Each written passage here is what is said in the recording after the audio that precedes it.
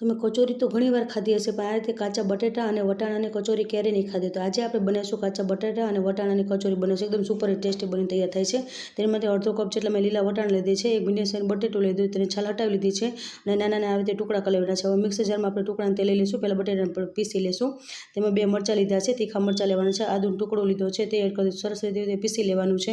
તો પીસાઈ ગયું છે. હવે તેમાં આપણે વટાણા છે તે એડ કરી દઈશું અને તીખા લીધા છે 7-8 એ એડ કરી દઈશું. સરસ રીતે હવે તેને આપણે પીસી લઈશું બટેટા સાથે.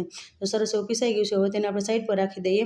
એક પેન લીધું છે, તેમાં 2 ચમચી જેટલું તેલ લઈશું. તેલ સરસ ગરમ થઈ જાય પછી વરિયાળી એડ કરીશું. તેને તેલમાં જરીક સતાડવાની છે, વધારે સતાડવા દેવાની નથી. જે પછી આપણે વટાણા અને બટેટાની જે પેસ્ટ બનાવી છે તે પેસ્ટને આપણે એડ કરી દઈશું. તેને તેલ સાથે સરસ રીતે આપણે સતાડવાની છે. તેલ સાથે સરસ રીતે સતળાઈ ગઈ છે. હવે એક ગમે તે વાટકી સેટ કરી લેવાની છે. મેં 1.5 વાટકી જેટલું છે તે આપણે પાણી એડ કરી દીધું છે. પહેલાં 1 વાટકી જેટલું એડ કર્યું છે, પછી અડધો વાટકો પાછું એડ કરી દીધું છે. સરસ રીતે મિક્સ કરી દેવાનું છે અને પાણી થોડું ઉકળવા લાગે પછી આપણે તેમાં થોડાક મસાલા એડ કરી દઈએ. અડધી ચમચી જેટલી હિંગ એડ કરી દઈશું, 1 ચમચી જેટલી ધાણા જીરું પાવડર એડ કરી દઈશું, નિમક એડ કરીશું સ્વાદ પ્રમાણે, અડધી ચમચી જેટલું હળદર પાવડર, 1 ચમચી જેટલું લાલ મરચું પાવડર કલર માટે આપણે એડ કરી દઈશું. સરસ રીતે આપણે મિક્સ કરી લેવાનું છે. હવે તેને થોડીક વાર માટે ઉકળવા દેવાનું છે. થોડુંક એવું ઉકળી ગયું છે. 2 ચમચી જેટલું ચોખાનો લોટ એડ કરી દઈશું. જે વાટકીનું પાણીનું આપણે એ જ વાટકીનો આપણે છે તે ઘઉંનો લોટ એડ કરવાનો છે.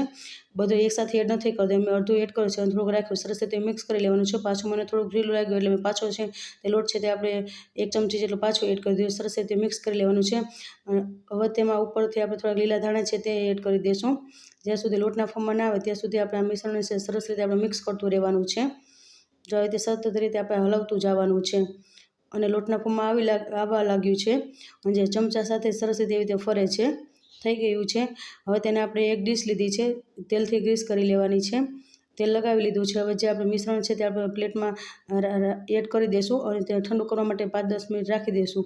અને થોડુંક ઠંડુ થઈ જાય પછી જ આપણે આવી રીતે હાથની મદદથી સરસ રીતે આવી રીતે ભેગું કરી લેવાનું છે. તેને વધારે મસળવાનું નથી.